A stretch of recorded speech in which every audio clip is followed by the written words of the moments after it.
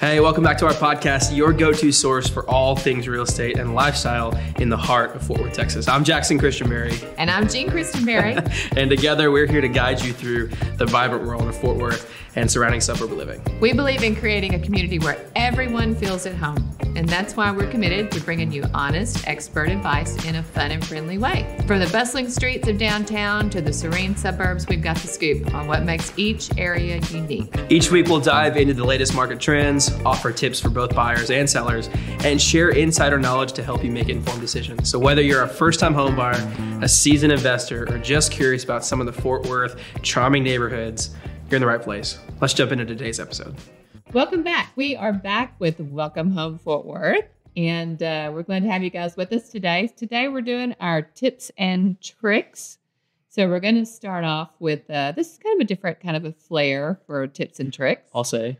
So Jackson's not sure about this one, but we are, I'm coming at this from a funny perspective. When you've been in real estate for 18, 19, 20 years, like you have, whatever that dang number is, you just do what you want to do. And we're all going to be like, oh, I never thought about that. Never thought of it that way, right? Okay, so here's where we're going today. Today, we're going to talk about, well, first of all, let me ask you a question. So if you were to guess in this country, in the U.S., what % of people do you think are visual learners?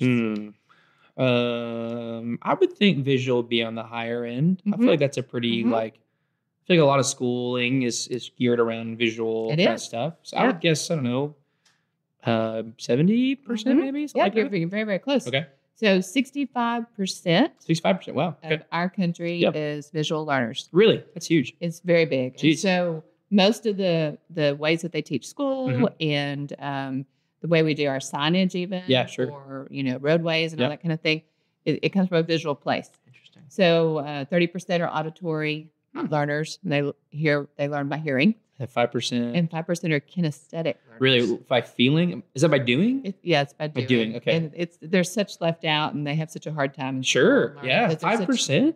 It's such a small percentage. Wow. But they tend to be real driven and real neat learners. Well, if you're able to survive an environment that's geared for 75%, wow, that's wild. So we're going to talk to, today we're going to talk about real estate through a visual learner's kind of a lens here.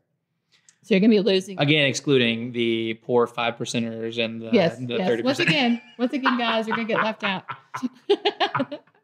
If you're kinesthetic, let us know in the comments though. We'd really be that's really fascinating. And how would we do real estate? Yeah. What would that look like? That'd be really interesting. We'll come up with that with that series. We'll come up with that one. So we're talking about using your eyes in real estate today. So we're going to go at this from both a seller's perspective and also from a buyer's perspective. Cool. So first of all, we're going to start off with sellers.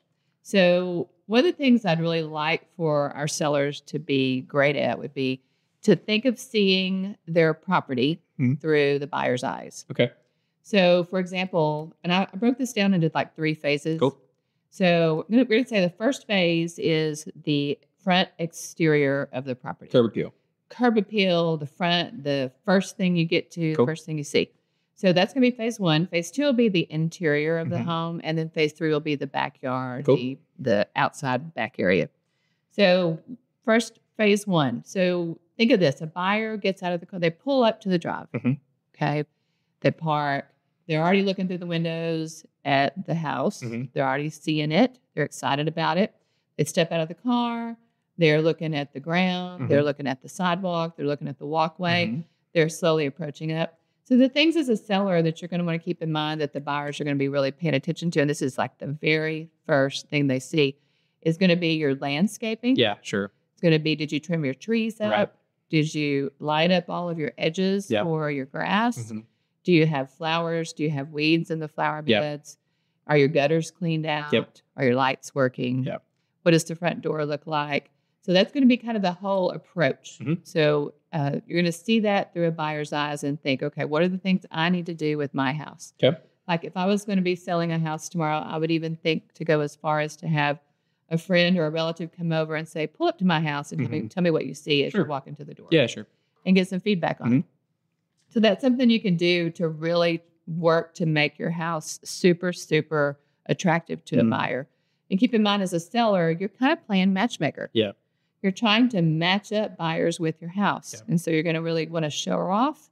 You're going to want to show off her best features. Yeah. And it's a first date. It's a first date. It's a first date. Absolutely. Yep. Absolutely. It's a first date.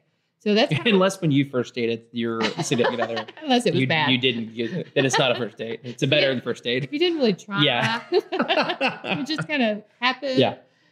Do better. Yeah, do better than that. Yeah, we're going to do better so we can so you can make more money. So you can make more money. That's right. But it's all about working to make the better best match. money you can.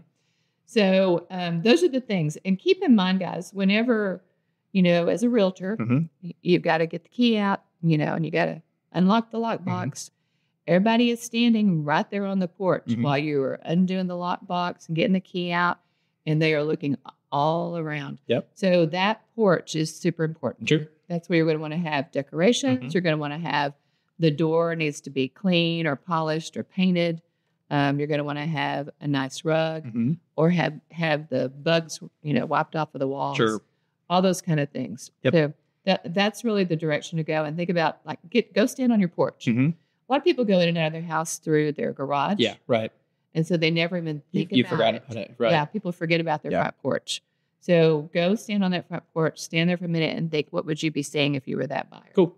So that's kind of a way to think about that and to kind of see through their eyes for the front exterior.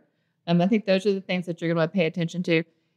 Something else that a lot of our sellers do is they'll remove the screens from the windows because that makes the windows look shinier and then get them washed. It makes more light go inside too, which Absolutely. is nice. Yeah, it's a brighter interior. Yes. And if you have solar screens, I get a lot of sellers that say, do I take them off? Do I not?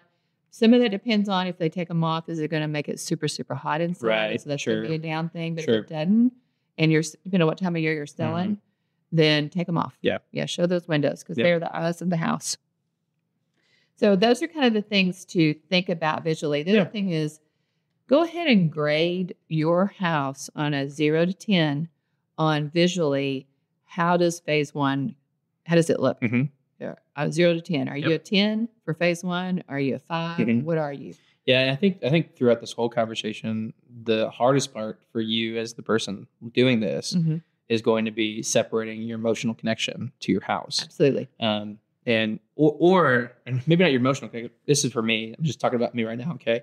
For me, it's separating the things that I have known are things I need to do, but I've been like, that's not like pressing.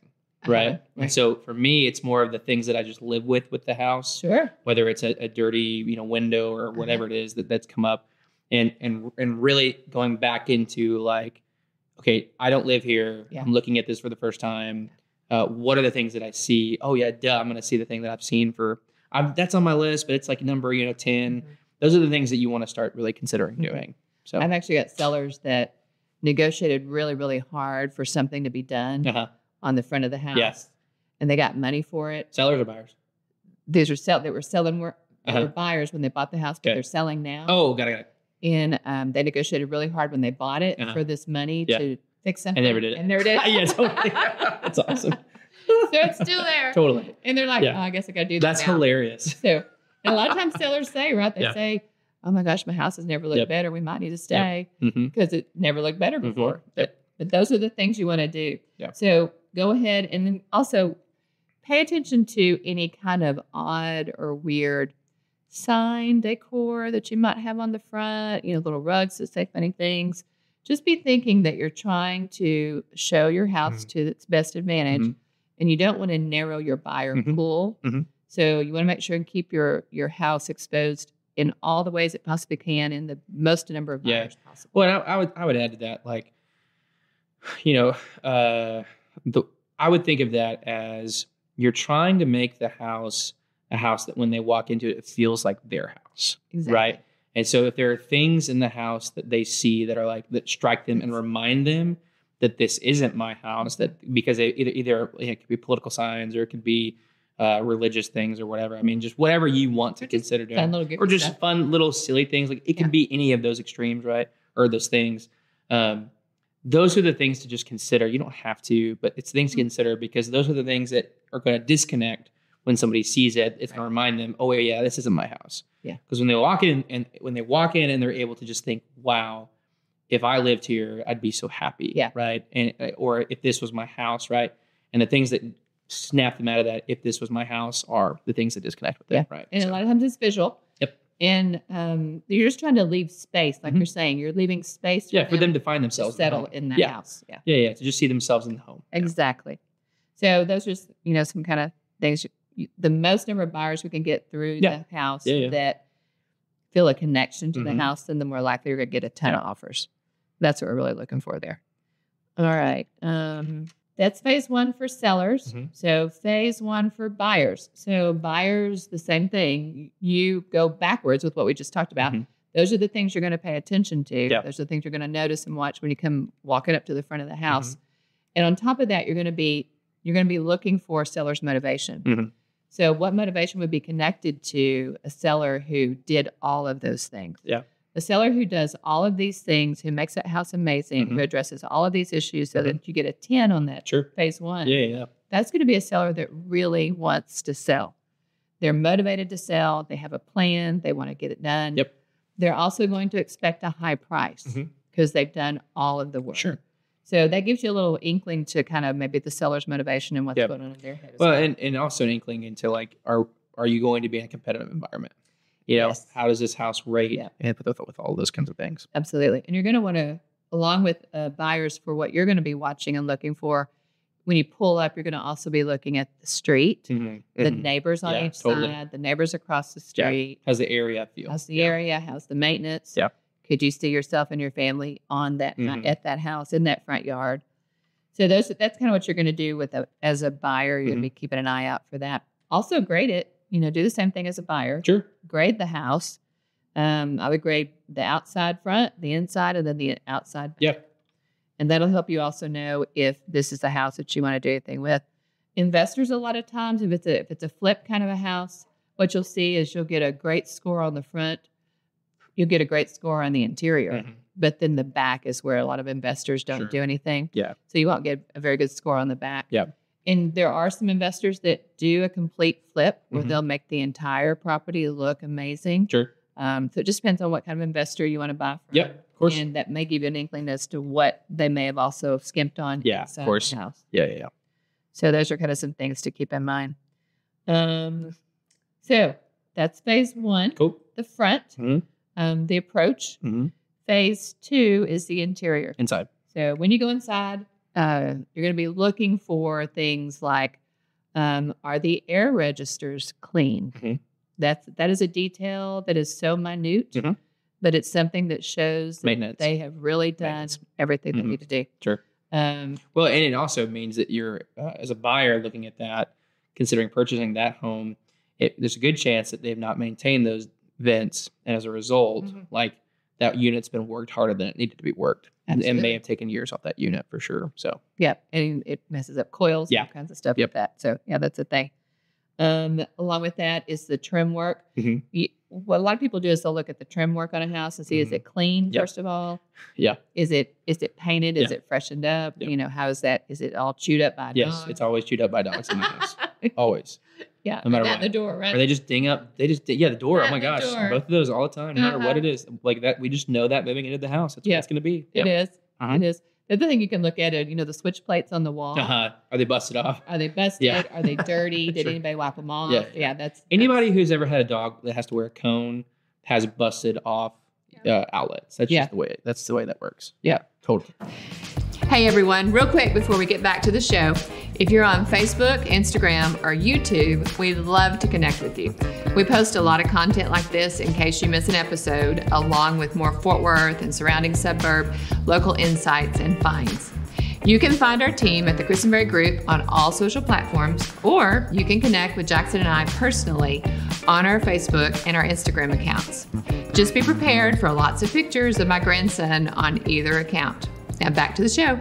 So hopefully the seller was motivated enough that they wanted to get all that fixed. For what is it, 25 cents, 50 cents or whatever. They're so cheap to replace. Hopefully they did the work. And if they didn't, well then maybe you can go in this market and do a deal, right? Get some negotiation and all that done. Do you see anything visually that needs repair? So that would be the other thing, is really look around and see if there's repairs needed. Are there, when you come in the door, are there scratch marks on the wood floor? I mean, right there in the entry, is that a thing? You're going to want to address that in some form or fashion, or be ready to, with some kind of a money or something like that. Are there photos? I mean, are there photos everywhere? Did they take some of the photos down? Can you see yourself in the house? That's going to be a thing to think about as a seller when you're getting ready. Also, are they? Did they do some staging? Is it cluttered? Is it not cluttered? Are the windows open? So as a seller, you're going to want to keep things from in front of the windows. That's a big piece to show growth. Windows cost. Every time you put a window into a house and you put a new construction, that's more of a cost. So open up those windows, show those. Are the light fixtures there? Are there light bulbs in the window, in the light fixture? You got to have the light everywhere. If you're a seller, visually, turn the lights on. People worry about electric bills. You're selling the house. It's going to be a little bit more on your electric bill, but that's okay. Turn the lights on. Turn lamps on. I would say match your colors too. I know that I've talked to lighting people who it seems like there's supposed to be a certain bulb and a certain lumen amount that's used for each room. So I get that there's ideas for that. I can tell you that when I walk through a room that's got really orange lighting in the living room and really white lighting in the kitchen, and those two are connected, it clashes. And so I would say pick the same bulb for all the rooms. Make sure that when the lights are on, it feels very bright. It feels very airy, especially if you have dark flooring, especially if you have dark paint in your interior. You want to lighten it up as much as you can to overcompensate for those things. Because the light look opens it. It seems bigger. It seems bigger. It also seems cleaner. It's going to feel more. There's going to be more energy in it. The light too. Is what it also be. So it's happier. Brighter. Absolutely. The other thing to think about, a lot of times sellers, they have certain decor items that may have cost a lot of money. Or they are just really excited about them, or they like them a lot. Keep in mind, we're trying to showcase the things that are staying with the house, not the things that are going. Now, along with that, you do want to try to create a theme. So if you have a big whiskey collection and you've got a beautiful whiskey cabinet and it's not staying, it's going to go with you, but it lends to the ambiance of decadence or luxury or something like that, and you have more of a luxury kind of a home, then that's helping with a theme. So you can showcase that. If you have, a book collection and you've got this amazing library, things like that, you can definitely showcase those kind of items if they help with the theme that you're trying to do with the marketing. If you've interiorly, that's not a word, but if you've decorated your home, if you've decorated your home in the interior with a theme in mind, I imagine you'll be okay usually. As long as it's somewhat within today's realm of where it needs to be modern wise. It's people like myself who you kind of just decorate your home to survive sometimes, and support the family that you have or the lifestyle that you've chosen to live with dogs or whatever, right? And so my theme isn't always matched like it needs to be, right? And so I have to come through and think about this differently and treat my house a little differently than if I had just along the way staged it that way and built my interior that way. That makes sense. We go into houses where it's a very strong feminine theme. A lot of leopard, pink, a lot of fancy kind of decor. And if that theme is constant throughout the home and it's not too overdone, that can be amazing. You just want to remember who's your audience. Who's your audience for the type of property that you're selling? And how wide do you want that audience to be? Do you want it to be more neutral so that you have more people coming through? That's usually what people are looking for. If you have a beautiful backyard, you're going to want to make sure that that's what the person comes through. Like if you're on a lake and you come through the door and the first thing you see is the lake, you don't want curtains there. No, you don't want any furniture there. You want to really want to stun them. You want to stun them. So that's showcasing your best features of your house so that playing matchmaker, getting somebody to fall in love. You're just, totally. The idea is get people to fall in love. And you can do that real simply with removing things or bringing a few things in, having a stager, having paint people come in and do some paint. I think the thing that stops a lot of sellers is they don't have the connections. They don't have the contacts that they trust to come in and take care of that. So that's where a realtor that has the connections with painters, electricians, handymen, all that can come in and help you. But I mean, that's usually why people don't do that. And they think it may be too expensive and they haven't gotten any bids or checked it totally all to see. And think about it, I've had sellers before that didn't want to spend maybe $2,000 to make an extra $5,000. Oh man. And it would. Or like to make an extra $5,000 because it like on the home sale, like just on the price, but also like it's going to be one less thing to negotiate. Yeah. Right. And so that's the buyers may think that's a bigger deal than we both know it is. Right. And so if you could have the chance to just take control of that and just go ahead and make it a non-thing, it's going to save you a lot of hassle for sure. Yeah. And I almost always, if there's any way at all to be able to, for the seller to afford it, almost always I'm going to recommend fresh paint sure. and flooring. Yeah, sure. So those are the two things that a lot of times my sellers will say things like, well, we don't know what color they really want it to be, so we just left it alone and we'll give them an allowance. Sure. Or we didn't know what kind of flooring they'd want. It doesn't really matter what they want. The fact that they come in and they see that it's well maintained and it looks fresh and it feels fresh, that's more important. Yeah, of course. If they rip it out later, it's okay because it still sold the house. Yeah, of course. So that's kind of a thing we say, go ahead and do it. Just go ahead and do it. Do it. You can do it cheap. Just do it. Yep. Like you said earlier, you're no longer living in the home. Yeah. You're marketing the home.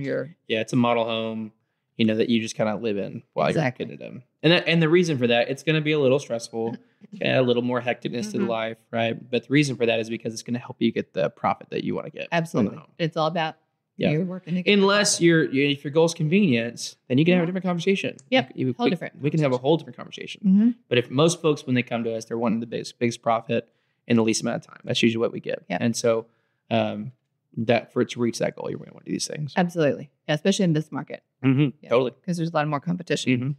Same thing with buyers. Buyers in phase 2, you're going to go through and you're going to look at all of the way they keep it clean. Are they organized? Do they have things organized? That's going to lend itself to the idea that this is an organized, well-maintained home. Sure, yeah. You're going to also look through and see if there's any repairs. Make your list of repairs that need to be done that you can already see visually. Yeah. Still going to get an inspection done, of course. But the things you can already see visually, make your list. Grade the house on the interior. What does it look like on the interior? Is it a 0 to a 10? Yeah. What is the floor plan like? Something that's real fun for a buyer to do is you can actually go through a day in your house while you're looking at it. So go into the bedroom, visualize you're getting up out of bed, you're going into the bathroom, you're going in the kitchen to make breakfast, you're going out to the garage, get ready to go, you're driving off, you come home, right? You make dinner, you wash clothes, and you sit down and watch TV. Yeah.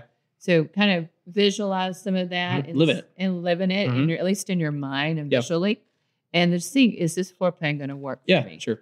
And so that's something else that you can do as a buyer when you go through the house and you're looking at everything that's in there. The other thing is, what is your personal theme as a buyer? So if you have a way that you like to live, if you have things that you like to collect, anything like that you want to make sure that you showcase, and that's your theme that you're going to put in this home, this home let you do that. Yeah. Can you also collect your items and you're going to have a media room that showcases all of your Avengers posters. How are you going to do that? Yeah. So that's something else the buyer can look at. So the last phase 3, what you're really looking for there is, as a seller, again, grade your backyard and see what you think. A lot of times the sellers forget to address the fence. Yeah. The main thing that people want on fences is a lot of people have pets and they want to make sure that their pets will not get out. Totally. So that's a big thing to address. Yep. Make sure that's taken care of so there's no issue there. Is the porch delightful? Is it a place where you can sit? Where you want to be? Does it feel like you could just sit there and have a little bit of nature time? Sure.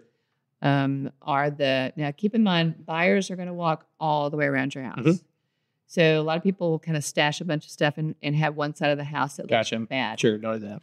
Don't do that. Yeah. Yeah, Garage. Go ahead and get it all where they can walk all the way around and they won't say, oh my gosh, what's wrong with this? Yep. Drainage is another issue that buyers are going to be looking for. Yep. They're going to see that. They're going to look and they're going to see, oh, there's a bunch of water over here, or there's no grass growing over here. Yep. So address that in some form of of course. Whether it's just putting down gravel. So that get it out of the way so you don't have to worry about it. Yeah. Just go ahead and address what they're going to see. Yep. So, is your backyard, what's the special thing about your backyard? What is it that the buyer is going to see? Are they going to see that there's nature in that backyard?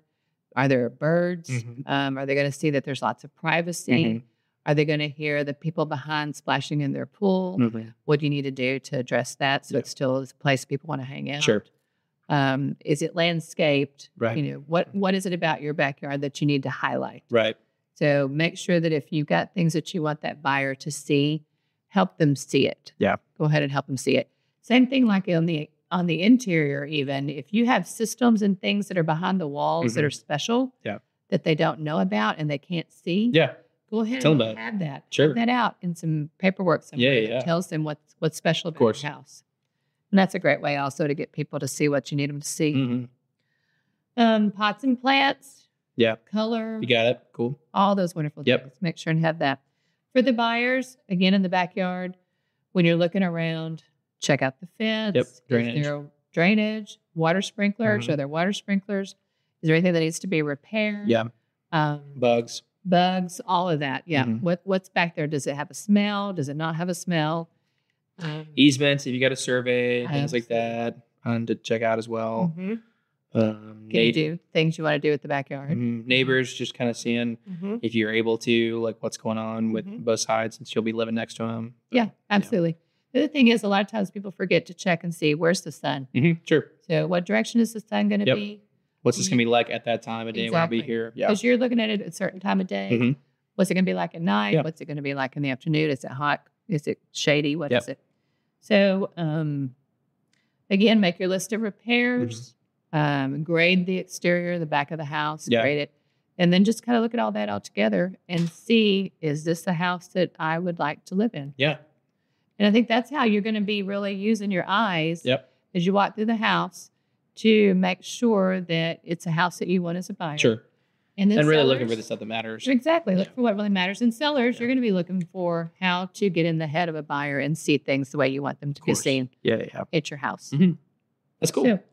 So use your eyes because we're visual people. Most of us are Most anyway. of us, and if you're not, use your hands. Yeah. And if you're not, use your ears. If you're not, the person you're with will probably be a visual person. Nobody learns through smells, huh? Interesting. What's up with that? Not very much. I think olfactory is part of that Kenza thing. It's got to be. Yeah. Got to be part of the Kenza Yeah. So, tips and tricks today. Hopefully you got something out of that. And if you're wanting to buy or sell a house, we know a couple of realtors that would be happy to help you. Just a couple. Just a couple. But hopefully this will help you as you're looking to really find the place that's most important for you and your family. Sure. We really want you guys to find the spot that's perfect for you, and that you get your house sold really quickly too. And these are some things that'll do that in this market. Totally. Yeah, for sure. It's cool. So come back and see us soon. We'll be back again next week. Sounds good. Thanks. Hey, thank you so much for watching the podcast today. If this has been valuable for you at all, we sure could use your help getting the word out to more people. If you're listening on Apple Podcasts or Spotify, go ahead and give us a follow and consider taking just maybe 2 minutes to leave us a review. Both do wonders for our show with the algorithm, and on both platforms, all you got to do, head over to our show page. On Spotify, hit 3 dots and select rate. And on Apple, all you got to do is just scroll down to the show and say leave a review. So just click that. If you're seeing this on Facebook or Instagram, a like or comment puts all the good vibes out in the algorithm for us. And on YouTube, make sure you smash that like button, subscribe, and hit the notification bell so you can be notified whenever we post a new episode. Join us again next week for more Fort Worth housing news and updates. Until then, y'all have a great week.